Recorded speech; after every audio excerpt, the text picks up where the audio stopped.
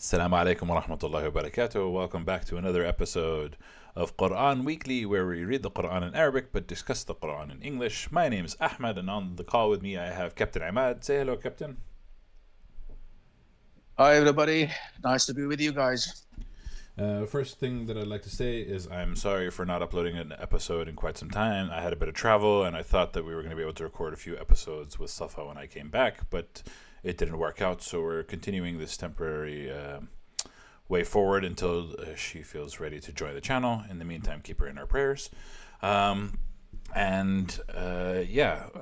It's been a while, but I'm very happy to jump back into the Quran. But before we do, we must always begin by saying we are not experts in Quranic studies, nor are we linguists, experts in the Arabic language. Obviously, Captain Ahmad has more knowledge than I do, which is why I appreciate having him on the call. But we are not trying to tell you what you have to believe and think about the Quran. We're just trying to learn and read about the Quran and discover what we understand. So if there's something that you see that you disagree with or have a different perspective on, please feel free to drop a comment. We are encouraging engagement as much as possible. And we're hoping that you enjoy this learning journey and continue with us on this wonderful journey of the Quran, the Holy Quran. Then the last thing that we do before we begin is say Bismillah ar-Rahman. A'udhu billahi minash shaitanir rajim. Bismillah ar-Rahman ar-Rahim. A'udhu billahi minash shaitanir rajim means I seek refuge from God from the devil, and Bismillah ar-Rahman ar-Rahim means in the name of God, who is most merciful and whose mercy is most encompassing. Over to you, Captain Ahmad. اوكي وصلنا الآية 171. أعوذ بالله من الشيطان الرجيم. وإذ نتقنا الجبل فوقهم كأنه ظلة وظنوا أنه واقع بهم خذوا ما آتيناكم بقوة واذكروا ما فيه لعلكم تتقون. وإذ نتقنا الجبل فوقهم تعني أنه الله سبحانه وتعالى رفع الجبل كأنه من جذوره فوق رؤوسهم. So to translate what he's saying this phrase means that we have pulled the mountain. It feels like God has pulled the mountain up from its roots above their heads. كأنه ظلة, as if it was a shadow. As if it was, a canopy, a shadow, something above them. So it must be وظنوا أنه واقع بهم. a terrifying sight because they thought that it was going to fall on them. وظنوا أنه واقع بهم. لازم نذكر هون انه كلمه ظنوا معناها مش الظن, معناها متاكدين عارفين انه ليش الله رفع الجبل, معناته بده ينزلوا عليهم. So Captain is saying that I think he mentioned this that he's read in the descriptions in the tafasir that dhannu, which even though it means they thought, here it's they were sure is what the translation is. They were sure that it's going to fall upon them. I mean, I would imagine that to be true because if you see a mountain above you and you know how gravity works, then you would think that it would fall above you. But I don't see the certainty in this verse. The verse just says they thought, but from what Captain Ahmad's saying, from the explanations, the tafsir, they're saying that this means that they were quite sure. What? Okay, next. خذوا. Yeah, keep going. Sorry. خذوا ما آتيناكم بقوة. Take what we have given you with power, with certainty. What did he give them? He gave them the Ten Commandments and the tablets that God gave to Moses, peace be upon him. Yep. واذكروا ما فيه.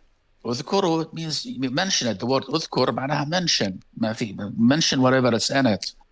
But in fact, it comes, this particular word, ذكر هو القراءة والاتصال مع الله. Dhikr means reading in connection to God from among it.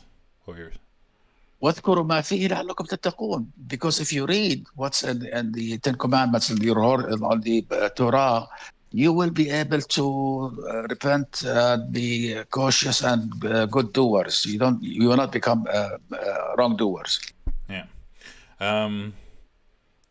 Remember what's in it and kind of hold it in. Remember, mention it, and when it so that you may be mindful of Allah. And I had a question here. What does the mountain over them have to do with taking what they have been given, taking over the commandments? Like, why did God have to say they raised the mountain? Yeah. Remember that when Moses went to meet God and the Holy on Sinai, his people asked this Samiri, if you remember the story, to make them a god, give them as a god, like those people have gods from idols. So that was a very, very serious offense. So God wanted to give them another miracle to see in their eyes and know how easy for him to vanish everybody, because they have taken the calf. They worship the calf, the golden calf. Okay. So you're So saying, the reason yeah. So the reason why he got pulled the mountain on top of their heads, so that they know he could let it go down on them and annihilate them, all of them. Yeah. So you're saying It's another sign, another miracle. a sign of his power, a sign of his strength, kind of like the way that you're describing it. It sounds like it's a threat, like to be like, hey, look. It is a threat. I can put you in hell in a split second. Yeah. It is a threat. Yeah. For me, like it's interesting how it says the mountain was above them, so then take what I've given you with strength. Because if you don't, I'm gonna take you for the sin you have done when you have worshipped the golden calf. I understand it. Like it doesn't feel like it's not exactly explicitly stating that it's a threat. It's not saying out loud that it's a threat, but I can understand how you get to that conclusion. Sure. Okay. Next. Okay. Next. وإذ أخذ ربك من بني آدم من ظهورهم ذريتهم وأشهدهم على أنفسهم ألست بربكم؟ قالوا بلى شهدنا أن تقولوا يوم القيامة إنا كنا عن هذا غافلين. Now الآية هاي تحكي عن شيء اسمه الفطرة. So this verse talks about something called fitra. الفطرة is natural. The way God has created people, خلقهم على الفطرة. What is الفطرة؟ الفطرة هي العهد اللي أخذوا ربك من بني آدم من ذريتهم من ذريتهم وأشهدهم على أنفسهم ألست بربكم. هذا هو الكوفنت اللي صار بين الله وبين بني آدم قبل ما الله ينزلهم على الأرض. Let me translate. It means that the fitra is, as I understand it from Captain Ahmad's explanation, is that there is an oath that was taken by humans before they came to this world, that they testify, which is exactly what this is saying, that it made them testify over themselves that am I not your Lord? So everyone had made this testification. Everyone had said, yes, we have testified before coming to this realm, lest you say on the day of resurrection that we were about this unaware. And so that's what fitra means. Fitra means, apparently this is what this verse is talking about. It's about the oath that we made before we were born to testify that we believe in God and that God is our God, so to speak. تمام. Any question on this verse? It's interesting. Like, does it? Like, I can kind of understand this, but like for me, it doesn't exactly say. And taking what was taken from your oath from their loins, their descendants, and made them testify against themselves. Like, for me, I don't remember testifying against myself, you know? So, like, I'm not believing in God because, I remember that I testified, therefore I believe in God. I believed in God because I got to the conclusion on my own, through a variety of circumstances and situations, but not because I testified against myself. So it kind of feels strange that you'd hold a testimony against somebody that they don't remember, you know? Well, the way I see it, the way I read it, is that everybody is capable of finding God if he searches for him. If you don't want to search for God, if you think that this life is what it is, there is nothing before it, nothing after it, then why should you look for God? When you start looking for God, you will find him inside you. But that's a different argument than what this verse is saying. This verse is specifically saying that we asked you to testify on yourself, and that is the reason you can't say we weren't aware. But like, and that is exactly what fitra means. Allah فطر الناس على الإيمان فيه. Yeah, but إنك ما تآمن في الله هذا خروج عن الفطرة. هذا مش هذا رفض الله. Not believing in God is refusing God. It's refusing the fitra. But again, I, as a person who has chosen God, this does not apply to me. It's not because I testified against myself that I believe in God, and that's why I believe in God. Like, I believe in God because I had to do the searching. I had to do like, this verse is saying that because you testified, you can't say that you were unaware, which that for me doesn't make much sense, you know? Well, as far as I'm concerned, this is as far as I can go with the argument about this verse. My understanding is that everybody deep inside knows that there is a God. Yeah. When they choose not to believe in God, when they choose to live this life as it all there is, then it's their problem, because God already took their oath before he even brought them to earth that I am your Lord. Okay. That's as far as I can go with it. I, I get it. I don't know that it sits well with me because even as a believer, I don't remember testifying. So like, how do you hold that against someone? But anyway, So how come you found God when you started looking for him? um, How come I found God to when be I fa- started looking for? I was an atheist. yeah, to be fair, I hadn't found God until I was 35, so to speak. Same here. Exactly the same here. Yeah, Same with me. and it's hard to say exactly why I found God, or like what was the transition, what was the moment that I believed. I always kind of believed in the unseen. Kind of believed in witchcraft, and and then like at some point I was like, how are you believing in the lesser stuff, but you're not believing in the greater, the greater of them all? So it's just it's weird. I can't exactly tell you why I believe, just that I do, you know. And only after believing does studying the Quran make sense, because I'd read the Quran before and it didn't have any impact or power over me until I believed. Once I believed, then it felt like, wow, this is treasure, you know. But you need to have the belief before you look at it, you know. Ahmed, the fact that you and I were atheists and we looked for God and found him is a proof that this verse is in fact factual. It did happen, and but that's why we found God. I don't think I found God because I testified before I was born. I found God because I was looking, you know. Okay, okay, maybe we should take it this far, and that's it. Sure, agreed. Okay. Next verse. Yep. أو تقولوا إنما أشرك آباؤنا من قبل وكنا ذرية من بعدهم أفتهلكنا بما فعل المبطلون.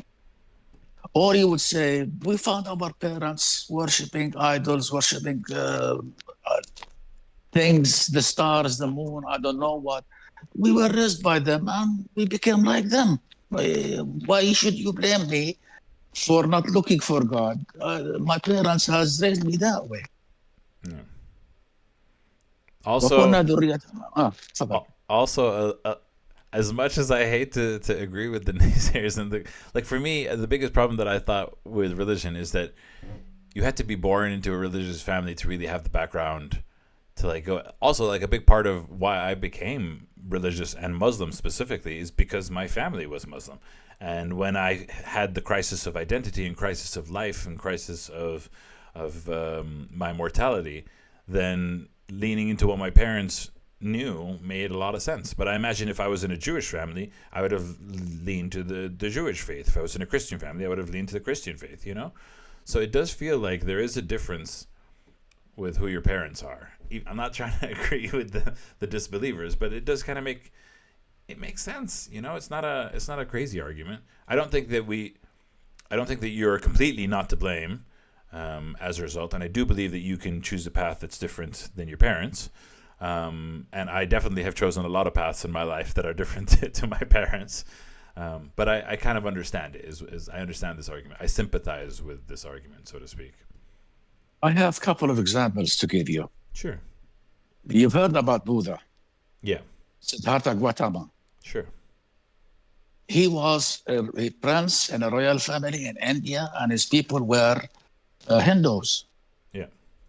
So technically speaking, he should have followed his parents' path in religion and in life. Yeah. What did he do? He wasn't convinced that Hinduism is the right religion, the right track, the right way to go. So he went to the jungle and he started meditation. And then he came up with totally different philosophy of life than the Buddha, than the Hindus did. So The- I guess that it's possible for you to change means that you can't use the excuse of our parents were upon it, even though it's the lazy argument to be like I did what my parents did. It's possible for everyone to change. Therefore, you can't use the Exactly, argument. exactly. The world is full of Christians who converted to Islam and full of Muslims who converted to Christianity, Yeah, and full of people who completely denounced religions, all religions, any religions. They became atheists. yeah, So it's a matter of human individual choice. yeah. So the choice is What more do you choose? prevalent. What do you exactly what do you choose will lead you to where you want to go. Yeah, You choose to find God, look for God, you will find it. You choose to prove that there is no God, you will find it. You choose to become an atheist, you'll become atheist. You choose what, so it's your free will that decides which way you go. sure. Okay. So the argument here that's being said is don't blame us for what we did for our part. Like, but it's even saying it ironically. Nor should you say that we became this only because our parents were like this. Exactly, because you have your own mind, you can use it, man. Yeah. You can read about Buddhism, Christianity, Judaism, Hindus, you name it. There is an Yeah. abundance of religions. If you use your brain and really honestly try to understand, you will arrive. You will arrive to your destination. Sure. Okay. Next. Next. Yeah. وكذلك نفصل الآيات ولعلهم يرجعون. ترجمها أنت. And thus we explain the verses or the signs of God so that they may return. And it's very interesting that it's return here. It comes back to that argument of fitra that you were mentioning, which is that before you come to the world, you make an oath that you believe in God. So believing in God is a return, not a newfound faith. It is always coming back to what your default is. And that's what this argument's making. I couldn't have translated any better. Yeah. Next. Next. واتل عليهم نبأ الذي آتيناه آياتنا فانسلخ منها فأتبعه الشيطان فكان من الغاوين. Now God is giving us an example here about somebody we guided. This guy is one of the Israelites. So God is giving them an example. There was a guy, we guided him, we gave him our signs, our proof, our ayat, our miracles, yet he didn't like it, so he went away. What? Because he denounced God's signs and miracles, God said, okay, fine. So you want to follow the devil? Go ahead, follow the devil. Well, That's your choice. the devil followed him. فاتبعه الشيطان, right? Exactly. فأتبعه مش فاتبعه. فاتبعه. أتبعه يعني أصبح تابع للشيطان. فأتبعه الشيطان فكان من الغاوين. تابع So he made him. للشيطان. He's following the devil or the devil's following him? أتبعه مش فاتبعه الشيطان. الشيطان didn't follow him. He followed the شيطان. فأتبعه. Okay. Either way, he's with the devil. Because it's his choice. God guided him. God gave him all signs, all miracles, all everything. But he didn't want it. He didn't like it. So he said, okay, go ahead, follow the devil, follow the shaitan. What's interesting is you mentioned that Israelites, so it sounds like you're saying this is a specific circumstance or story, but because I can imagine people in my life that have that this description can fall over as well, right? Like for me, it feels more general, but you're saying it's a bit more specific to a specific moment that only the Prophet Muhammad had. Is that correct? This is an example. This is an example God gave us, and it applies to anyone and everyone who sees the right path and decides not to follow it. Yeah. Okay. But detached from it. Nice. Fair. Yeah, I like it more general. Like for me, it makes more sense as a general expression rather than a specific one. But okay, next. Next.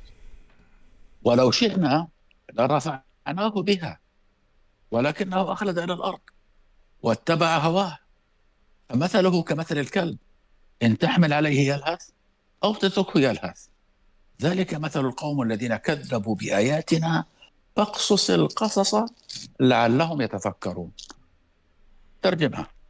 Okay, so, and if we willed, we would have raised him, the person who was misguided, with these, and I guess with these means the verses. We would have raised him with the verses. But he adhered to the earth and followed his vain desires. So the person who was misguided adhered to the earth and followed his vain desires. So his example is like the example of a dog.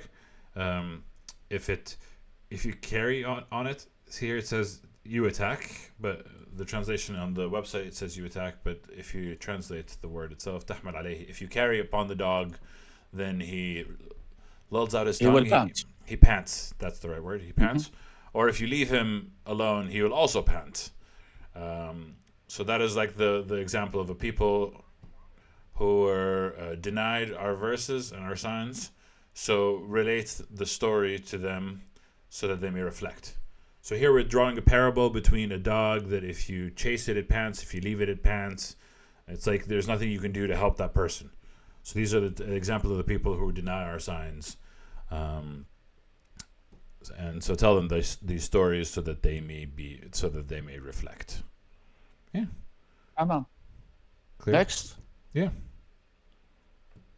مثلا القوم الذين كذبوا بآياتنا وأنفسهم كانوا يظلمون. Translate it for me. It's a terrible example of the people that had denied our signs, and denied themselves. They used to do wrong. So it's what an even example of those who denied our signs. They wronged themselves. They used to وأنفسهم كانوا يظلمون, and themselves they used to do wrong. They only wronged themselves. Be unfair. They were unfair to their own selves. Yeah, unfair to themselves. وأنفسهم كانوا يظلمون. They were unfair to themselves. Yeah. Next. Another verse of the things we always have argument with. من يهدي الله فهو المهتدي ومن يضلل فأولئك هم الخاسرون.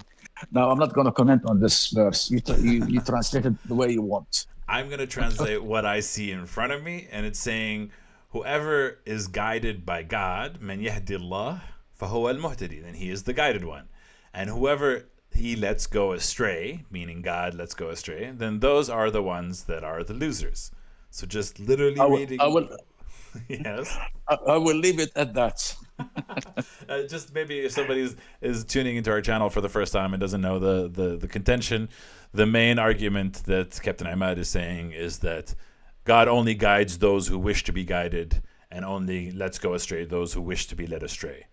And I always tell him that's not what this verse is saying, but he always says that that's what it means. That's the more or less. As far as I'm concerned, God has specifically told us that humans have a clear willpower, and God wanted your willpower, your will, to prevail. If your will is to find God and follow His path, He will guide you and help you. Do you have an example of where God's saying He wants human will to prevail over His will? I know there are many verses that can say that, but I can't remember any of them at the moment. No worries. Let me wait. Let me think.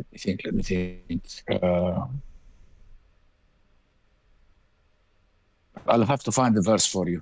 No worries. If we get to it, we get to it. But I think like the way that you're saying it is you're saying that human will always prevails over God's will, which I don't know if that's necessarily true. I remember.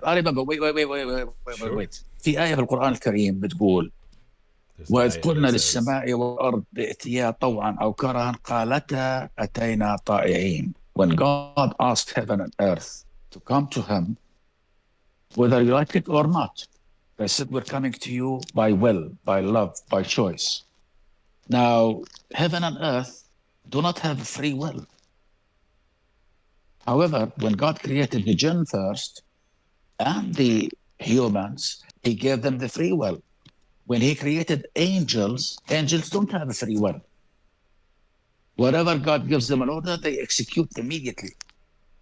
Whether they understand, whether they like it, whether they don't, they just execute the order immediately. So God has created so many different levels of free will.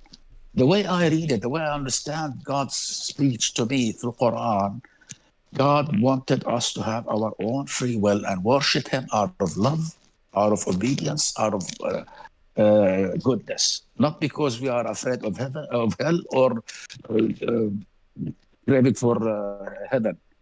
It's my free will that will guide me either to God or away from God. That is something I am 100% totally convinced with. I agree with you that our free will is intact, and I agree with you that our free will is key. But I also, as I read this verse, which is the whole reason we're talking about, believe that if God doesn't want you, if He lets you go astray, if he doesn't guide you, then you're not going to be guided. you know, like you try as hard as Okay, you okay, can. okay. I But have, I have, I have a question for you. I have a question for you. sure. In this day and age, on planet Earth, is there any single human being who has no access to the internet, to knowledge, to theology, to science, to any subject he's interested in? Is there a single person on earth who doesn't have that access? But it's not just that. You can't just say that the information lies out there, therefore the person has to find it. Sometimes you don't know that you're supposed to Oh, look. yes, you have to find it. Oh, yes, you have to find it. Oh, yes, you have to find it. It's your responsibility. It's your decision. It's your free will. Okay. Okay. All right. Okay, let's calm down. Shall we continue reading? Let's do that.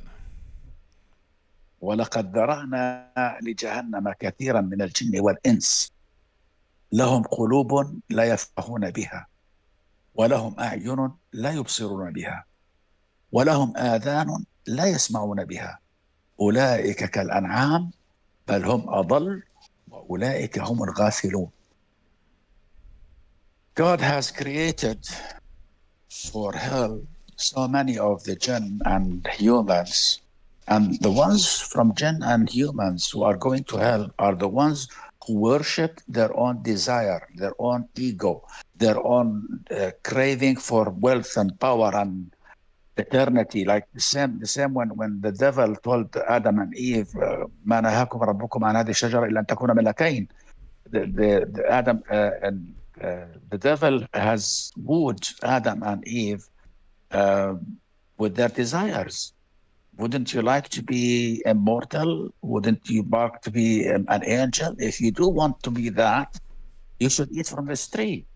Sure, but this verse is saying that we have Dara'na, we've created for hell many of the jinn and the human whom have hearts that do not understand, and they have eyes but they do not see, who have ears but they do not hear.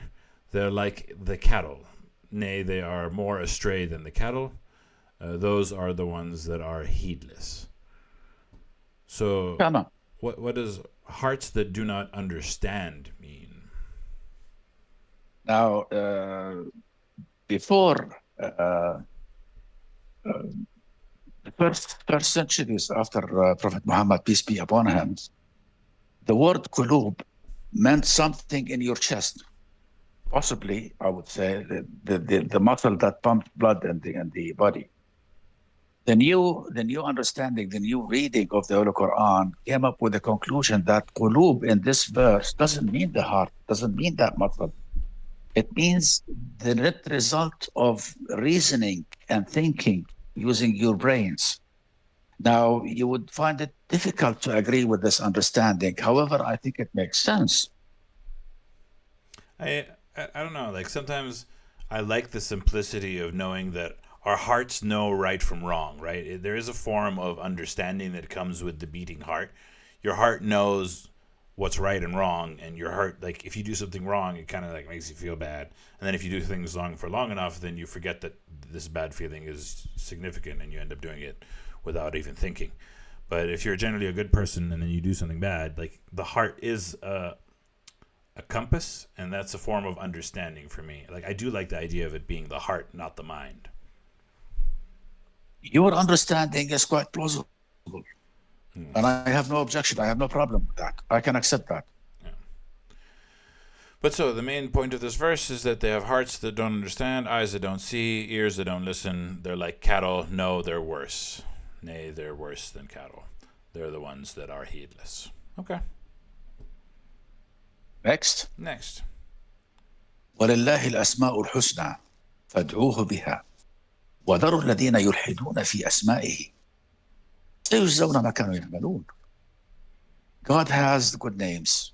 Call him by his names. What are the names of God? There are two kinds of names for God. There is اسم ذات واسم صفات. الصفة هي A noun and an ذات, adjective. noun and adjective. Noun, God has two nouns for his name, Allah and Ar-Rahman. Isn't Ar-Rahman وقل also an ادعوا- adjective?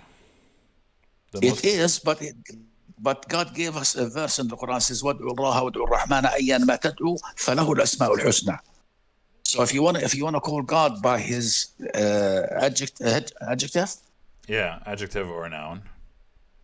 a noun, as a noun, he has two names for his noun, Allah wa Rahman. The Jews call him Elohim. Yeah. That's the name of God, Elohim, which is the same as Allah, basically. Now, both languages are Semitics. Yeah. So, وَلِلَّهِ الْأَسْمَاءُ الْحُسْنَى, call him using his names. وَذَرُوا الَّذِينَ يُلْحِدُونَ فِي أَسْمَائِهِ. Leave those who are denying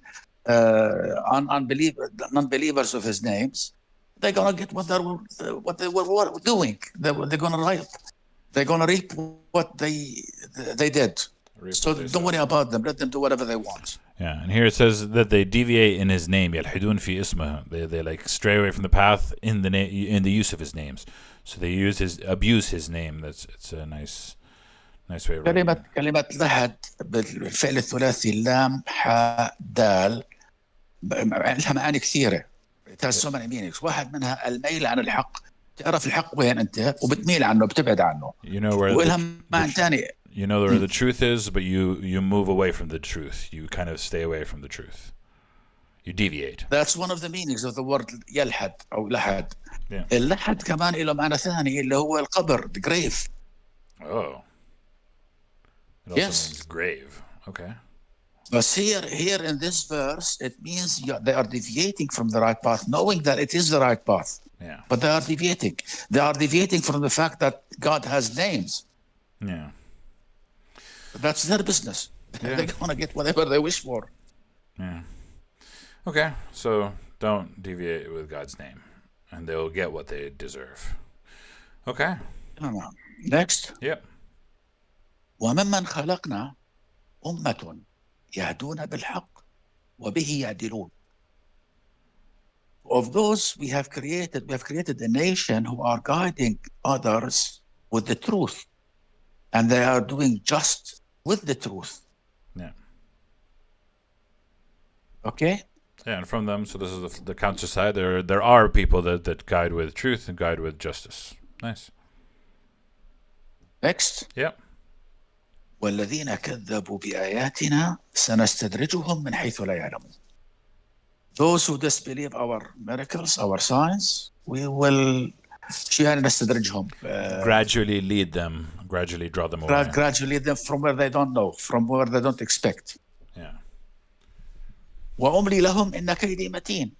أملي لهم أملى لهم يعني ترك لهم الحبل على الغارب يعني خليهم يعملوا شو بدكم أنتم حرين لأنه the further you stray away from God's path the further you hurt yourself. Yeah. If that's what you want, be my guest, go ahead, do it. So yeah, I'll give them respite, let them do whatever they need, and then know that my plan is firm. This is like a very strong statement because it's like usually God talks about himself in the third person and sometimes talks about himself in the first person, that this is indeed my plan is firm, and this is like God's words, not the prophet's words, for example. Very powerful. تمام. أولم يتفكروا ما بصاحبهم من جنة إن هو إلا نذير مبين. Have they not processed the thought in their head that their صاحبهم is friend, but هي في الواقع companion, but it means تحديدا النبي اللي لهذا القوم لما بيقول صاحبهم الإسرائيليين فهو سيدنا موسى المقصود فيه. So لما بيقول here is saying that the Sahibhum, the companion, is the prophet that associated his people. So when we were talking about the Jews in Israel, their companion was Moses. When we're talking about the Muslims, their companion was Muhammad. When we talk about Christians, their companion ألا was بيتفكروا Jesus. ما بصاحبهم من الجنة. الجنة هون مش معنى من الجن، هي معناها من الجنون. So not يعني from, صاحبكم مش مجنون، النبي تبعكم مش مجنون. it doesn't mean jinn as in the jinn that we know and we talk about in a different verse, but it talks about jinn as in madness, from insanity. So we're saying your companion is not insane, is not mad. إن هو إلا نذير مبين. He is but a clear warner. A warner Next. who's quite clear. Yeah, next.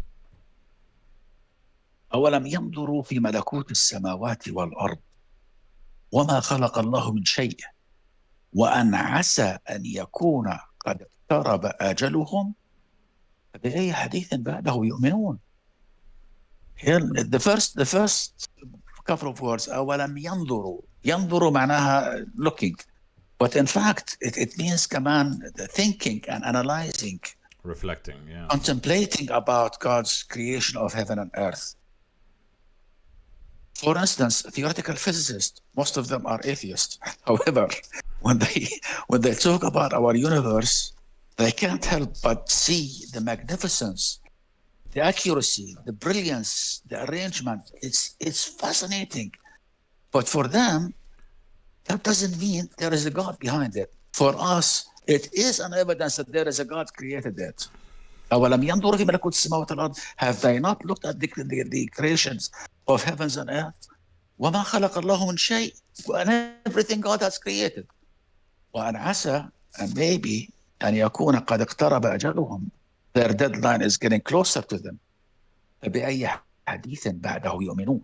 حديث اللي هو مش حديث النبي محمد، الحديث والقرآن الكريم أو التوراة أو الكتب المقدسة. So what statement, what books, what message do they believe in after this? Questions? I kind of agree with you. Like I normally have an issue with the, oh, look at how beautiful the world looks and how everything fits perfectly together. But I would imagine that if you spend your whole life studying it, and like, yeah, scientists know that the factor of expansion of the universe has to be like down to like the millionth decimal or something, and if it was like 0.0000 whatever one off more or one less, then the whole universe would collapse or would increase. So it's kind of like all held perfectly with a fine line, and like there is beauty in that, especially if it's what you do. Having mentioned that, Ahmad, when Stephen Hawking mentioned exactly what you just said about the coefficient of expansion of the universe at the moment of creation, God has given us a clue whether heaven is going to expand endlessly or it's going to contract later on. There is a verse in the Quran that says, وَلَقَدْ بَنَيْنَا السَّمَاءَ بِأَيْدٍ وَإِنَّا لَمُوسِعُونَ. والآية الثانية بتقول وأنا لموسعون, we are expanding in our universe. ولقد بنينا السماء بعيدا وأنا لموسعون. And there is another verse that says يوم نطوي السماء كطي السجل للكتب. The day that we will fold the heavens like you fold the book. Yeah. كما بدأنا أول خلق نعيده وعدا علينا أن نكون فاعلين.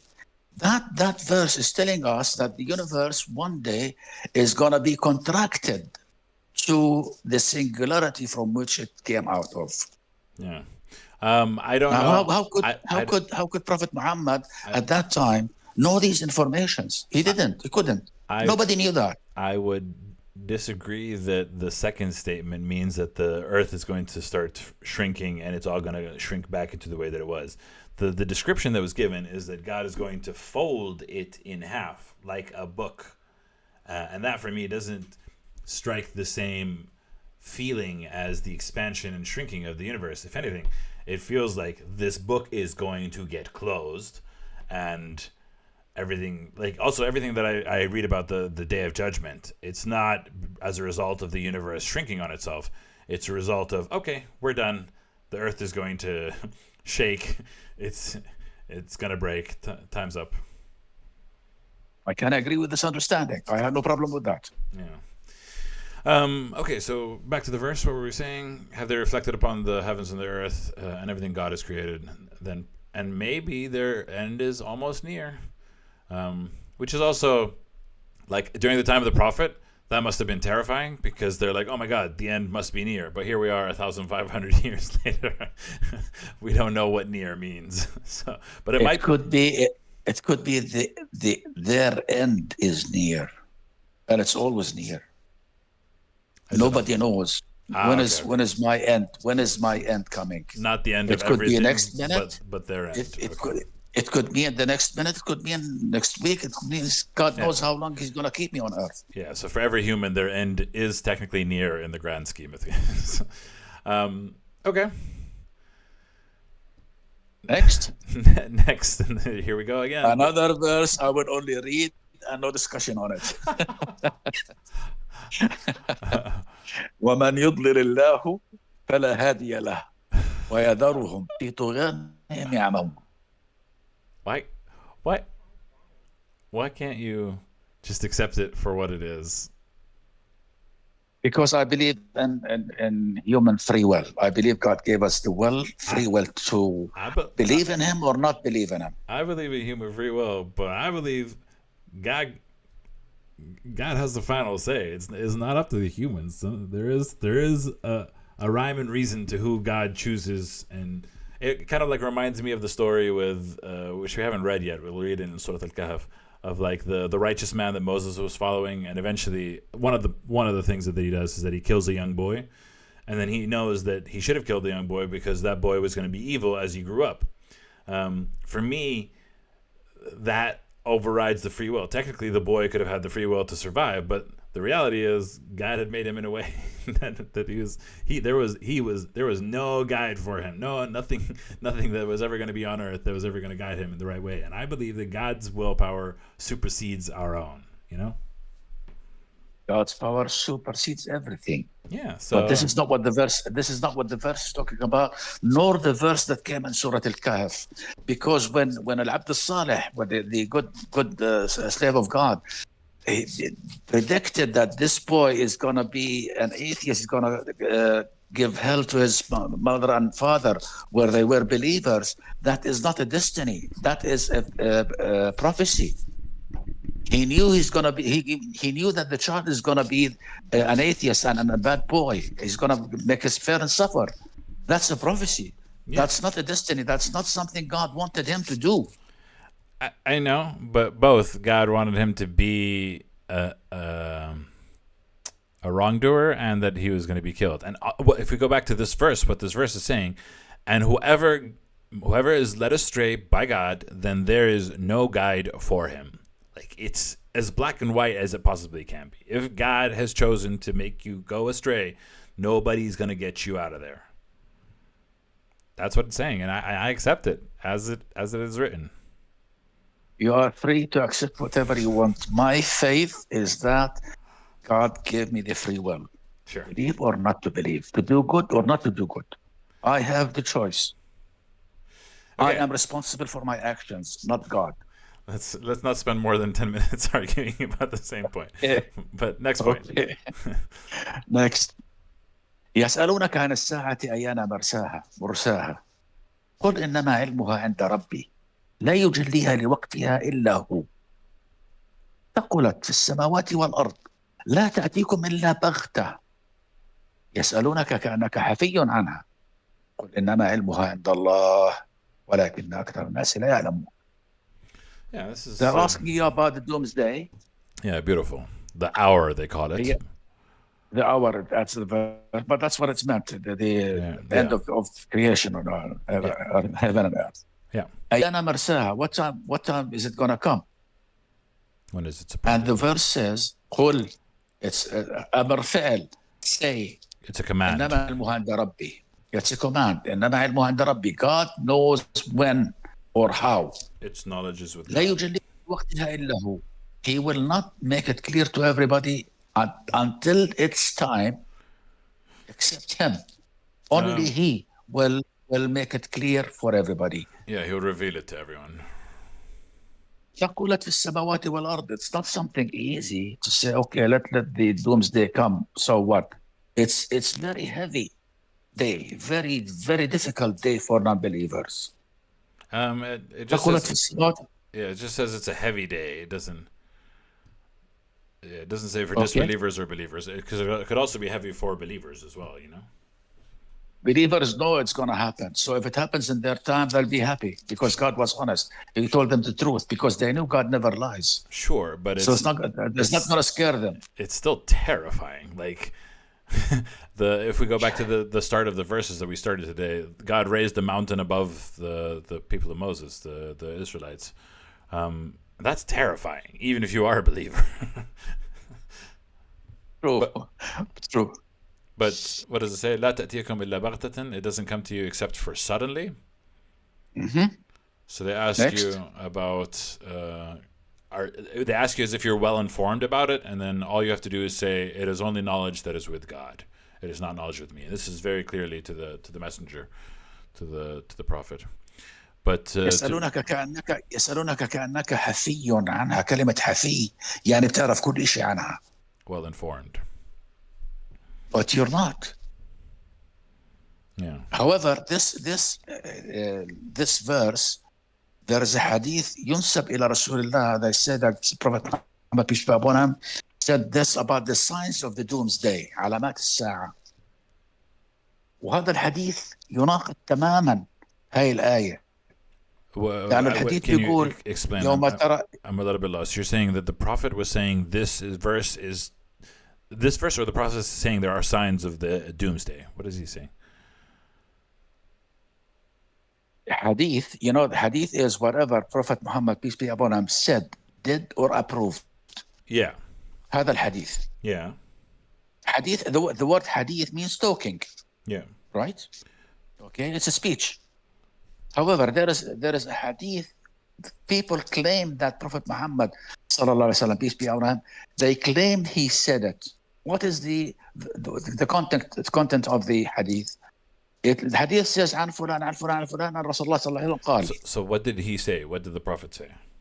The hadith, he didn't say it. Prophet Muhammad didn't say it, but it's claimed to be said by Prophet Muhammad. Sure. Because it contradicts this verse. What is Prophet Muhammad never said that. The hadith that was mentioned من علامات الساعة أن ترى الحفاة العراة رعاة الشاه يتطاولون في البنيان وأن تلد الأمة ربتها. Can you translate? There's a lot of words that I don't know. Okay, one of the signs of the doomsday. Nearing of doomsday is that you see the Bedouins who are barefoot, who are naked, they become wealthy and they are building huge buildings and towers and civilizations. وترى الأمة تلد ربتها. You see that the woman will give birth to her lord, to a woman, to a child, to a girl, but this child is going to be the master of her mother. Now, this hadith completely contradicts this verse. Yeah, so this verse is saying the prophet does not have any knowledge about the end of days, but and so there's a hadith that you mentioned that we don't necessarily agree with. It completely, totally disagree with this verse. Totally. Yeah. So this verse is saying to say the prophet and the messenger, the knowledge is only with God. But most of the people do not know. Okay. Next. قل لا أملك لنفسي نفعا ولا ضرا إلا ما شاء الله ولو كنت أعلم الغيب لاستكثرت من الخير وما مسني السوء إن أنا إلا نذير وبشير لقوم يؤمنون. Again, there are hadith in the Bukhari and Muslim that totally contradicts this verse. Let's explain the verse first. Let's translate it. Sure. Yeah, Prophet Muhammad said, I have no ability to benefit myself or harm it, except what God have allowed me to do. And if I knew the unknown, الغيب شو هو الغيب؟ ما بعرف the unknown. Unseen, unknown. لاستكثرت من الخير. I would have gathered so much good. وما مسني السوء, and I would avoid being hurt or disturbed. إن أنا إلا نذير وبشير لقوم يؤمنون. I am only Warner and Bashir Bearer of good tidings. bin Bushra. Bearer of good tidings, bringing you good news. Yes, I am warning you and bringing you good news for people who believe. Yeah. For those who believe. Yeah. So here, Prophet Muhammad, peace be upon him, is saying, I am only a human being. Don't make me God or son of God or the cousin of God or any of that crap. I am only a human being. And there's something magical about the power of belief. Like, all you have to do is believe, and good things happen, you know? And believing is like, it's one of the hardest things to do, but it's also one of the simplest. Like, technically, it's either you believe or you don't believe, but it's so hard to change whether you're going to believe or not. But there's so much power with belief, and so much goodness comes as a result of it. So it's kind of Fully agree. I fully agree. Well, this Next. concludes the section. So this is where this episode will end. I would like to pause right here and say thank you all for watching. As usual, we always end with Sadaqallahu al-Aliyyul Azim. Thank you, Captain Ahmad, for taking us through this journey and for sharing your perspective on it. I truly appreciate it. Thank you for jumping in last second. Thank you for having me, and we will continue, inshallah, in other episodes. Yes, that sounds good. I'm very excited. We're happy to be back. I'm going to try and stick to the episode every week, but if I don't, I apologize in advance. Cool. That's what we do. Thank you for watching. Ma'as salama. Bye. Bye.